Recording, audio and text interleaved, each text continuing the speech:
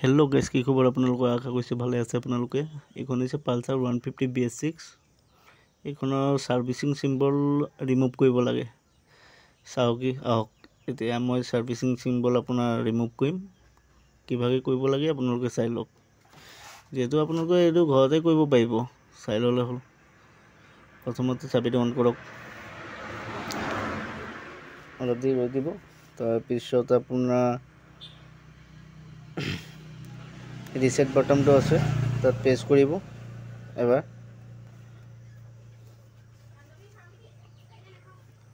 Servicing চিম্বলটো দেখি আছে চাগে, ওলাই আছে।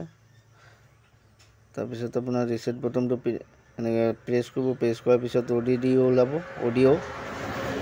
তাৰপিছত চাবিটো অফ কৰিব, আকৌ অন কৰিব। তাৰপিছত প্ৰেছ কৰি ধৰিব 30 ছেকেণ্ডৰ কাৰণে। তাৰপিছত আকৌ অফ কৰিব, অফ কৰি কিনে অন কৰিব। তাৰপিছত চাব ছাৰ্ভিচিং চিম্বলটো ব্লিংক কৰিছে। ব্লিংক কৰাৰ লগে লগে একবাৰ এৰি কিনে আকৌ প্ৰেছ কৰিব অলপ ছেকেণ্ডৰ কাৰণে। অট'মেটিক ছাৰ্ভিচিং চিম্বলটো ৰিমুভ হৈ যাব।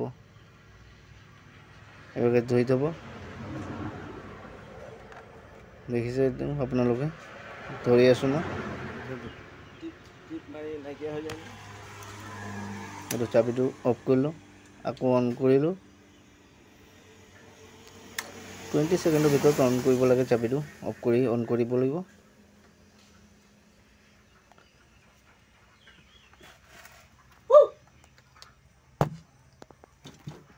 দেখিছে ন, ব্লিংক কৰিছে। এতিয়া আপুনি এৰি কিনে আকৌ এবাৰ প্ৰেছ কৰিলে অট'মেটিক অফ হৈ যাব। থেংক ইউ ছ' মাছ।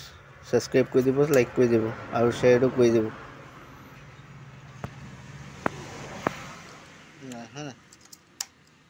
নহয়, সেইটো নাই কোৱা, আহে বুলি 4 ষ্টেণ্ড দেখাইছে।